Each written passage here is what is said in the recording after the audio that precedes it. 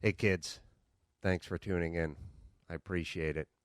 I know this seems a little bit weird. It's weirder for me. I just got done beating off to Hugh Jackman, and now here we are in my refractory period talking. So if you can hear the sound of my voice, A, it means my buddy Wheeze didn't fuck things up and screw up the audio file. B, Mike Chaffee.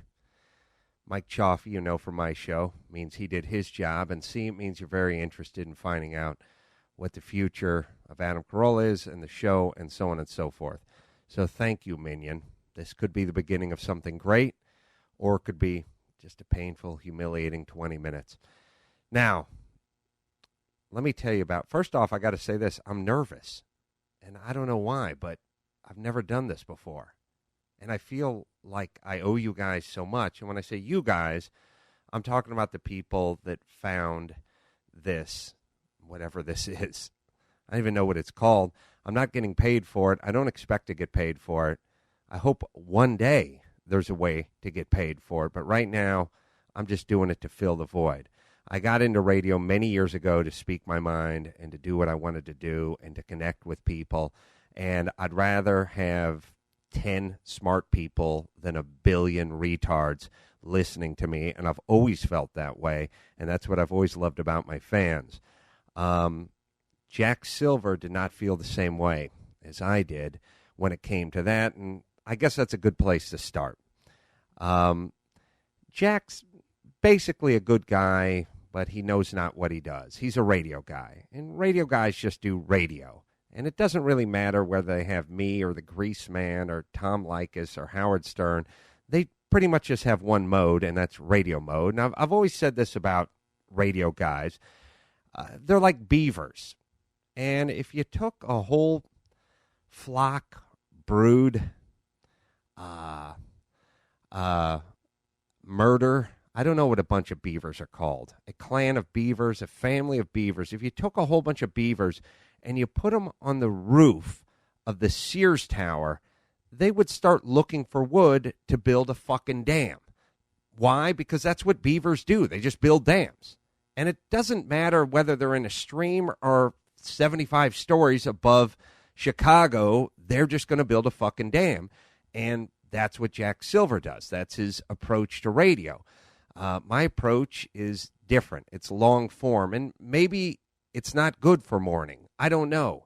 You know, I did it at night for 11 years. I was told once a month for 11 years to move it along and take more phone calls and stop telling personal stories and quit complaining about flying first class. And I did it anyway, and it seemed to work out. So I brought that same mindset into doing morning radio, except for now I wasn't in an empty building in my mucklucks with my sweatpants talking to Dr. Drew. I was in an open office building, and I could see Jack through the window and all the other suits. And they wanted to build some dams. And my feeling is if you left me alone, eventually we could get to where we wanted to get, but that wasn't going to do it. They were very impatient beavers. And again, Jack's not a bad guy. He's just a beaver who wants to build a dam, and he's not used to dealing with guys like me. So he had a lot of ideas like the wing bowl. We get a bunch of fat guys in there, and we see how many hot wings they can eat in 20 minutes. And I would always say, I don't have anything to say about that. And he would say, but it's huge in Philly. And I realized that was part of the problem. Now, the other thing is his comedic sensibility, and I'm going way out on a limb and saying he has a sensibility, were much different than mine. He hated Dana Gould. He hated the deaf frat guy. Basically, here's how you knew Jack hated something. If I loved the guy on the show, he hated the guy on the show, and then vice versa. More cooch talk, more Cocktober, more Manuary, more of that stuff. He's had suggestions other than the wing bowl were things like, how about you give out the time? And I was always like, Jack, don't you listen to the fucking show? All I do is make fun of the other idiots who give out the time. It's ironically a waste of time. See, radio's about spinning wheels and wasting time. It's about guys with subpar intellects killing 4 goddamn hours a morning. How do you kill 4 hours? I don't want to kill 4 hours. I'd like to connect for 4 hours. And yeah, you're going to do your bits, and yeah, some stuff's going to work, and some stuff will be better than others. And yeah, you can't do 4 hours of just some kind of governmental,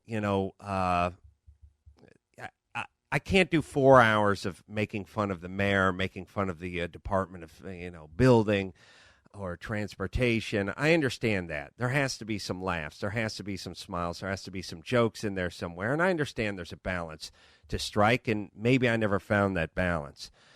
But what I'd like to do now is a little experiment, because I think this is a really good time for us. And when I say us, I mean guys like me who don't want to sit around and bullshit and make up stories. And by the way, that's the other thing about radio. Half the shit you hear is a fucking lie.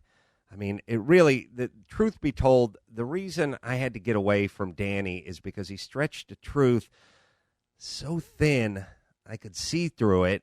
And I felt like I was an accomplice in a crime when we were talking to our listeners. Now, Danny is another guy who's a good guy, just a bad fit. He does a pro wrestling version of radio. He does the kind of radio that Jack Silver would like, which is theater of the mind.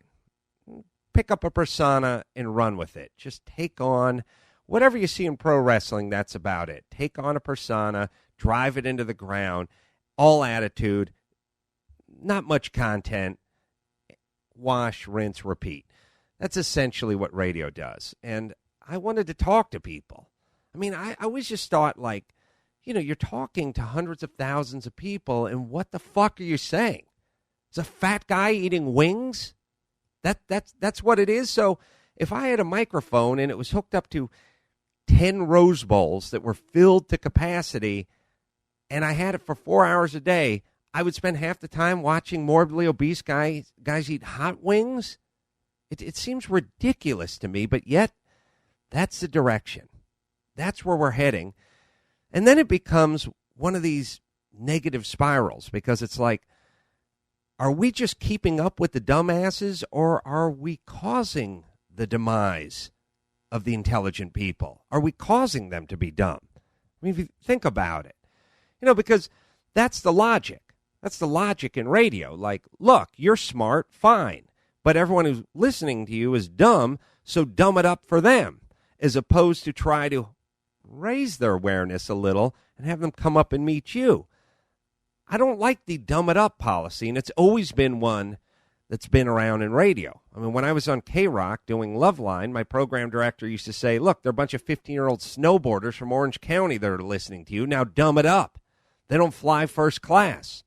They don't have the problems you have. Stop talking about buying a Lamborghini.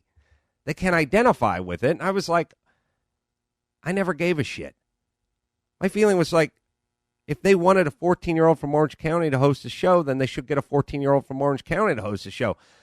They got me to host a show. I shouldn't be the same as them.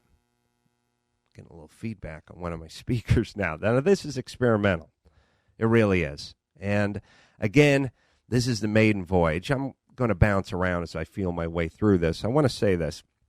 I want to thank Giovanni for helping out and being the messenger that he's been all these years. I want to thank, again, Mike Chaffee. I want to thank my buddy Donnie, a.k.a. The Wheeze, for not only being a good roommate 25 years ago, but setting this little experiment up. And again, I want to thank you, and I want to kind of tell you where I'm planning on going.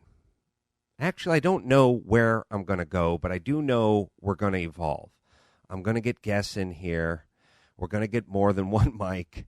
We'll probably get a studio set up, and we're going to do the show. Right now is really about I just want to be that nicotine gum on your long flight. I know it's a bitch. I know when you have a connection with somebody, it's tough. And I know when you're used to connecting and that bond gets broken and the umbilical cord gets cut, it can be a disappointment. So right now, I just want to be a little shot of methadone while we get this progress and while we explore this new frontier. And again, I know satellite's in the shitter. I think terrestrial radio is heading toward the shitter, at least out here in L.A. It's pretty much just ranchero music and top 40 hot bullshit talk. Maybe we can assemble a team of interesting, smart people, not only out here in California, not only out here in the United States, but around the world, anywhere they speak English, anywhere someone has an idea, anywhere they think they're not being serviced by the current tards that are being put on the radio, well, maybe we can make a community, and maybe we can fight back, and maybe we can unite, and maybe we can create a place for interesting voices, and then the show can become a place for interesting voices, and we can talk without the limits and without the constraints that you have when you do terrestrial radio. Because let's face it, there's a metronome that's ticking behind you when you're doing morning radio, and long run-on rants and interesting conversation with interesting people as opposed to cooch talk might not be tolerated. So, and again, I'm feeling my way through this. I'm going to unplug a speaker right now because I'm getting some feedback on it. See if that makes a difference. I'm feeling this out. I hope you can hear me. I hope you're going along for this ride. Now, so recap. Jack Silver, not a bad guy. Never knew what the fuck I was talking about. Horrible match. Really wishing that I would be more like some of the on-air talent that he's used to dealing with, and it never really worked. That being said, I got bonuses all last year for ratings. So obviously we did all right in our target demographic. Otherwise, I wouldn't have kept getting bonuses from Los Angeles and from all the affiliates that we were in. And as far as the people who live in the affiliates, I got to apologize for you because this is all L.A.-based. They don't give a shit about any of the affiliates.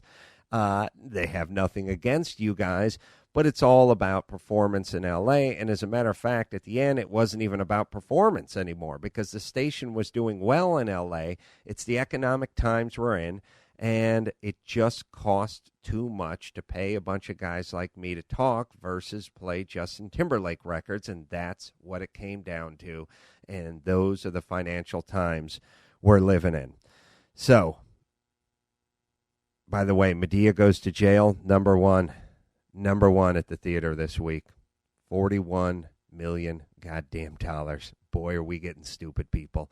So what I'm going to do is I'm going to attempt to rally the handful of smart people that are still out there around this new technology and be on the vanguard of this. And when I say I'm on it, you'll be on it as well. And again, I ask nothing from you. Do not dip into your wallet. Do not even dip into your heart. All you need to do is spread it around. We'll do it virally. We'll do it in a grassroots kind of way with a sort of eye on high tech.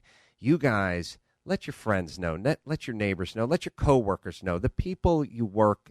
See, smart people are sort of disenfranchised. Everyone's just out on an island.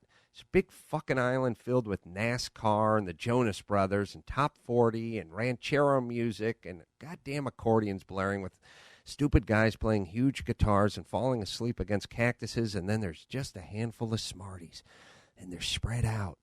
And we need to find them, and we need to contact them, and we need to unite them and get them to this destination. And I don't want your money. I just want your ears. All right.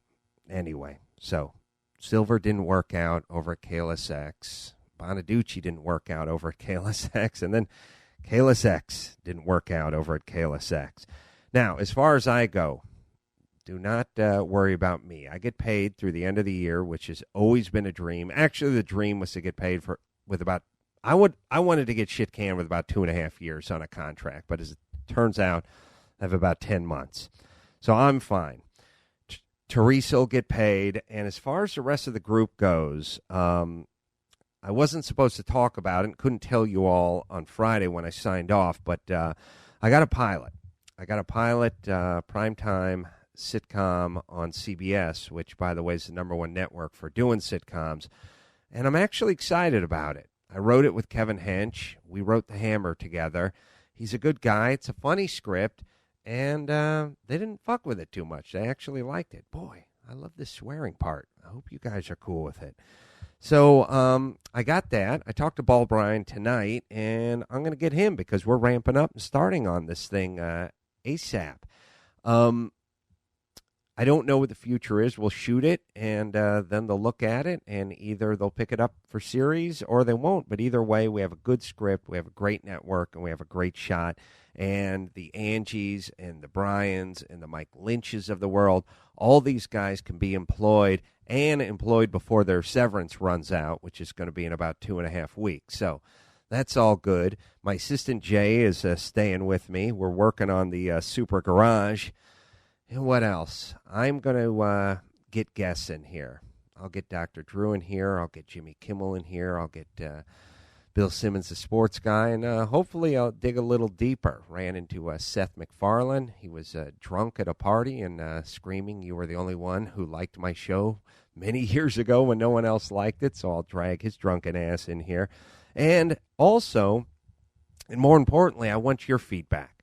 I want you guys to tell me what you like, what you don't like, what you want to hear, what you don't want to hear. And as a matter of fact, at the beginning, while I'm getting this thing set up, I can't take calls.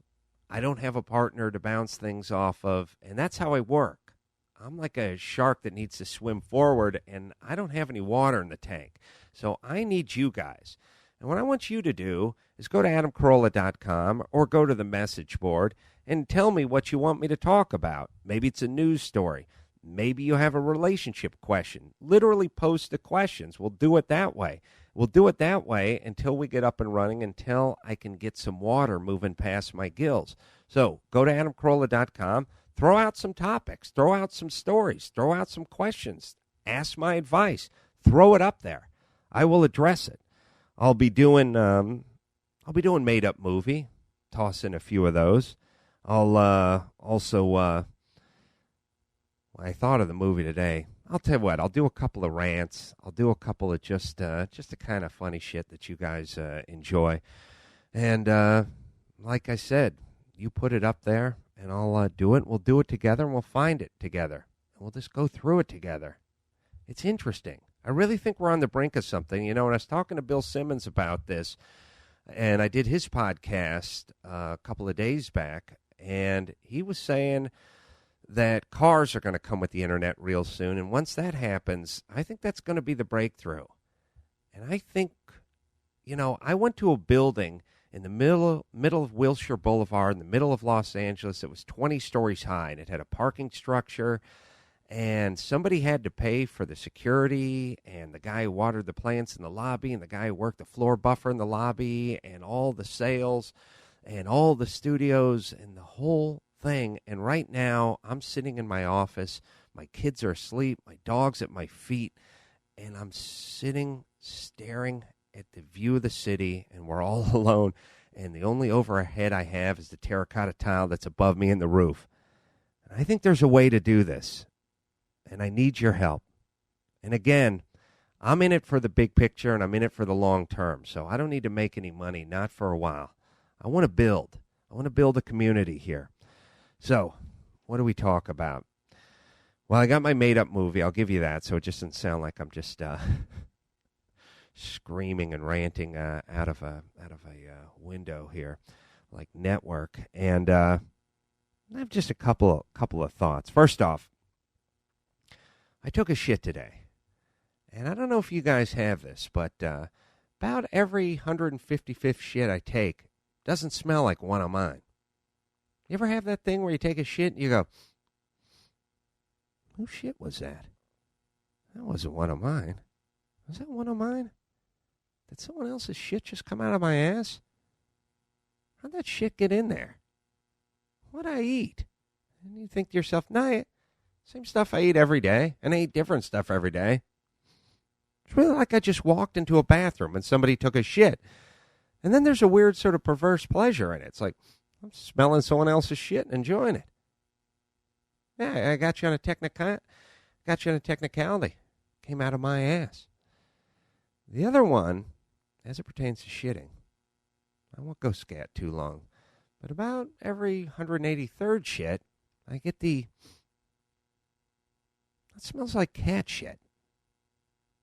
What'd I do? I eat some kibble or some giblets or mouse? Why does it smell like cat shit?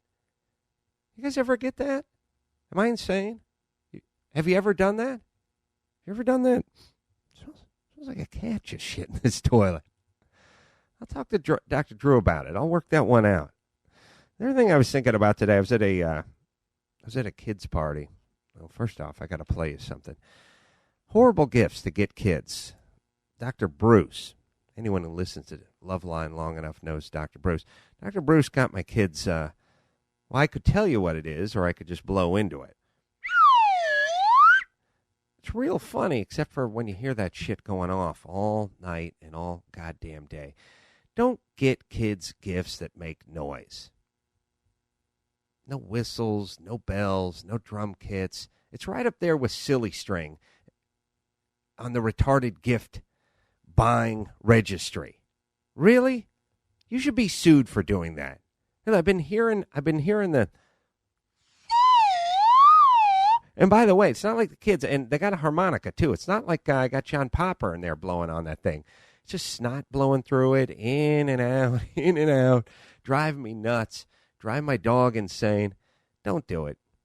Get him a stuffed animal. Get him a Batman outfit. Get him something from Thomas the Tank Engine. Get him a princess wand. Get him fucking anything, but something that makes noise.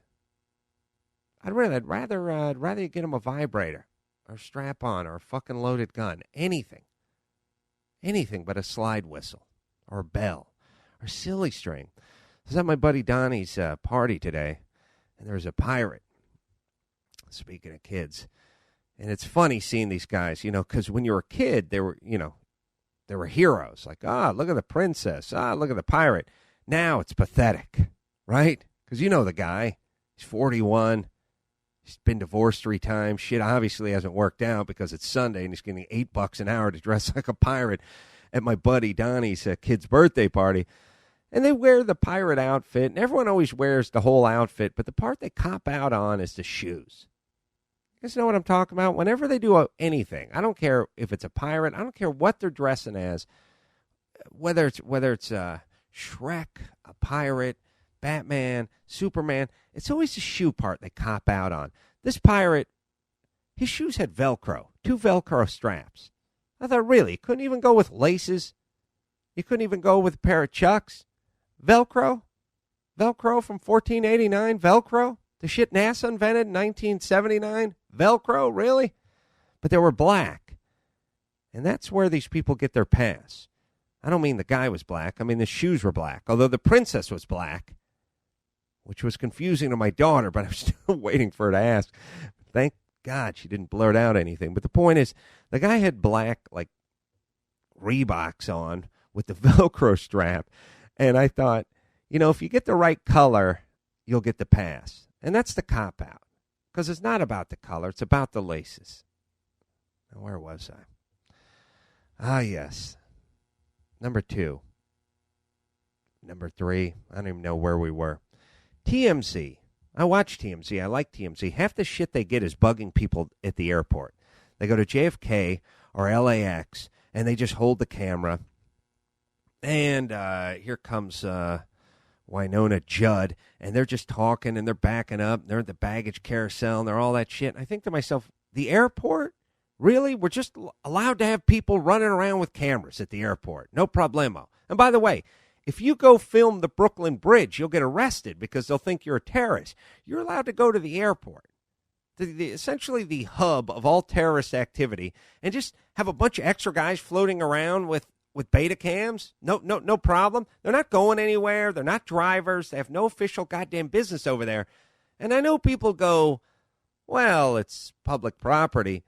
But really, could you go to the DMV and just stand around with a video camera in the lobby of the DMV and just film people that were standing in line at the DMV? Wouldn't eventually someone go, hey, get the fuck out of here? It's the airport. This is the holy grail of security. It's the place you have to take your fucking shoes off and your belt off and spread your cheeks every time. And there's some jackass running around with a video camera. And I know they're not on the other side of the security line. But seriously, we couldn't kick these assholes out of the airport? They're just going to keep walking backwards while Orlando Bloom is just going through LAX and they're asking him stupid questions. Did you see Batman? And they're going to bump into someone. They're going to trip over an old lady. They're going to kill somebody or kill themselves. But just from a pure security standpoint, how many guys at the airport do we need who aren't going anywhere? You're not security. You don't work for any of the airlines. You're not a driver. And you're not getting on a Delta flight and going to Atlanta.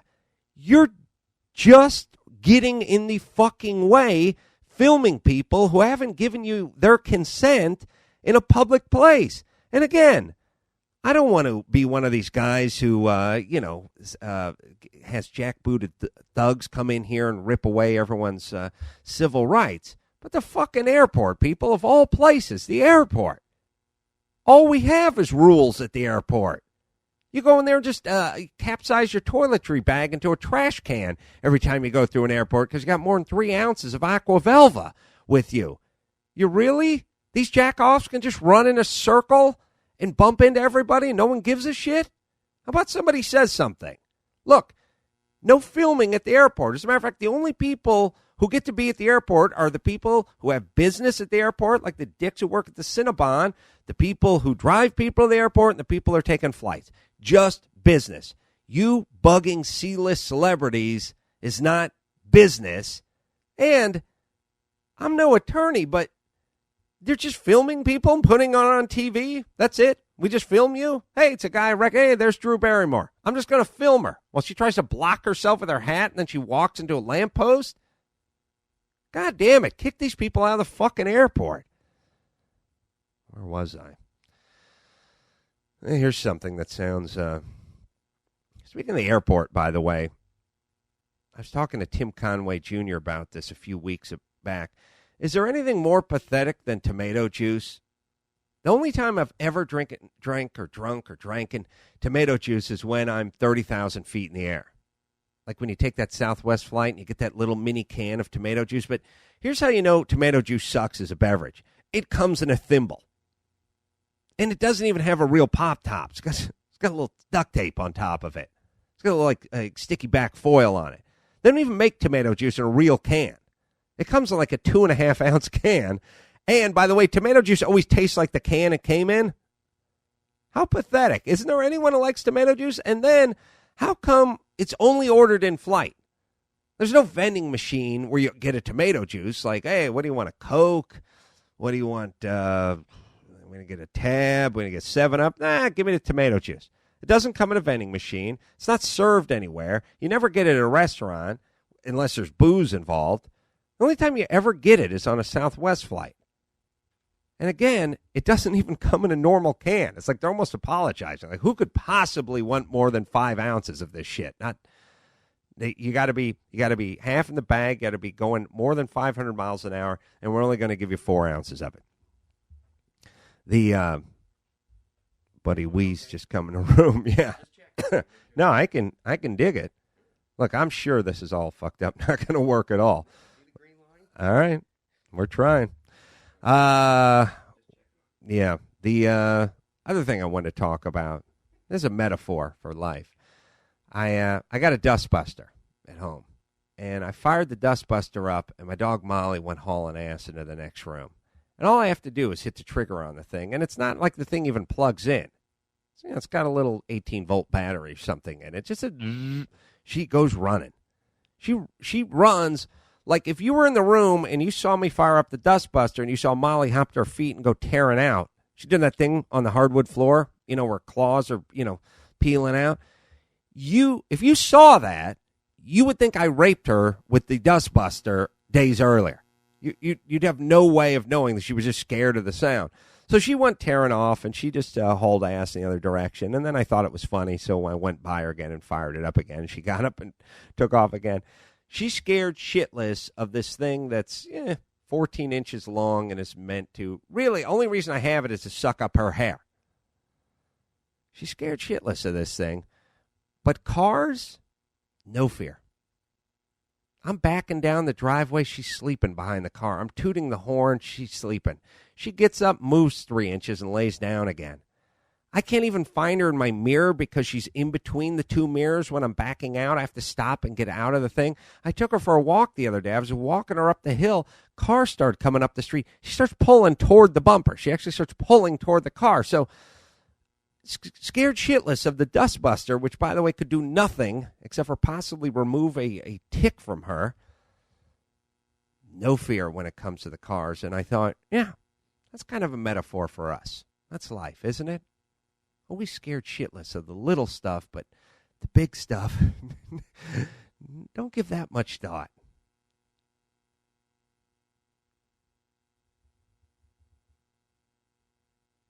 One last thing. Shoelaces.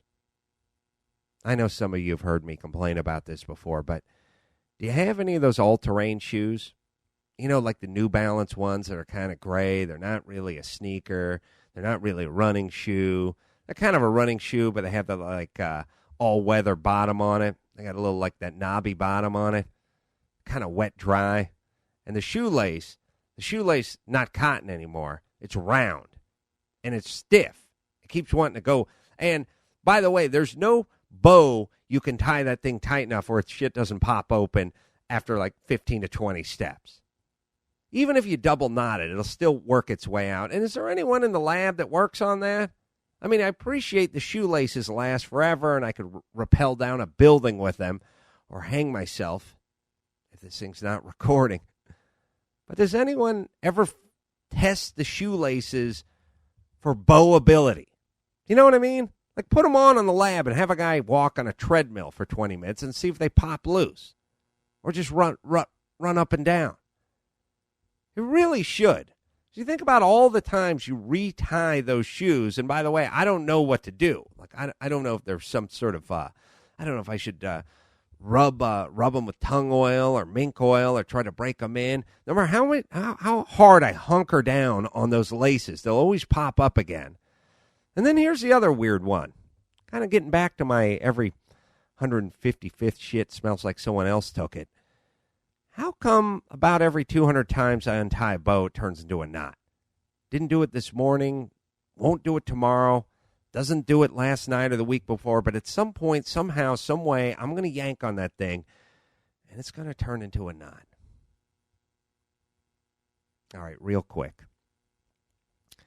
Here's the movie I was thinking about. I was sitting around my buddy's, like I said, Donnie's birthday party today. And I was just thinking, I bet you guys like to hear a made-up movie, and I bet you'd like to hear one I haven't thought of before. And since I can't get your suggestions over the phone, let me just give one some thought. And I don't know why, but this one came to mind. Waxing Poetic. Getting some feedback from this fucking speaker. Just unplugged everything. Still feeding back. Hold on a second. Well, maybe it's just coming through my thing. Oh, yeah, that's me. We'll work it out. Don't worry, kids. Now, dig this, if you will. Wait a minute. Stop the feedback. There we go. Let's see. Thanks. Okay. Eddie Murphy. And by the way, Eddie Murphy's going to play every goddamn role in this movie. He plays... Now, dig this. His girlfriend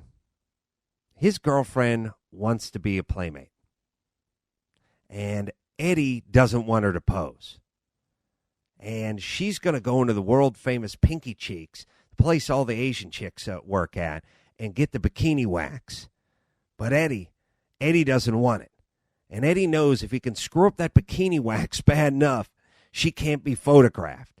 So Eddie Murphy does one of those Norbit-type turns, and he transforms himself. This is sort of Mrs. Doubtfire meets Norbit. He transforms himself into an Asian woman and gets a job over at Pinky Cheeks. Well, meanwhile, his girlfriend's going to come in here, but there's a great montage of him working on super hot chicks, doing his crazy Eddie Murphy Asian chick thing, and his girlfriend gets in there. Now, obviously, the comedy ensues because he doesn't know how to work the hot wax, and he's spreading it on all the asses of all the hot playmates and all the hot, we get like a vaginal cameo from like Paris Hilton or whatever. We'll work it out. But Eddie Murphy is going to play the Asian woman that runs the place. He's going to play the heavy-set black woman who does the waxing as well. He's going to play Cameron Diaz. He's going to play his girl. Eddie Murphy's going to play himself. He's going to play his hot white blonde girlfriend. He's going to play the Asian chick that dumps the wax on all the cooch. He is going to play every goddamn role in this. Waxing poetic. And again, I haven't really worked out all the details yet, but come on, you could see Eddie Murphy with the ass in the face, the chick wearing the thong back, him dumping the hot wax and the sound effect in there. Huh? Come on. Tyler Perry made $41 million. $41 million this weekend as a fat black chick who threatens everyone with a gun, which is an awesome message to send to the black community. Eddie could do this. Huh? Proprietor of Pinky Cheeks. Waxing poetic. All right, I'll put a little polish on that. I understand it needs a little work.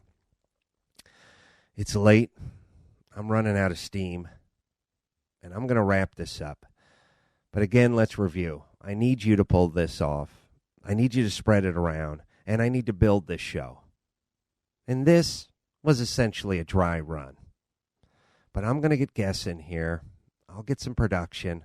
I'll get a studio. And we will create something together. But when we do it tomorrow, I want a whole bunch of your questions to answer. I want a whole bunch of your ideas to execute. I want everything.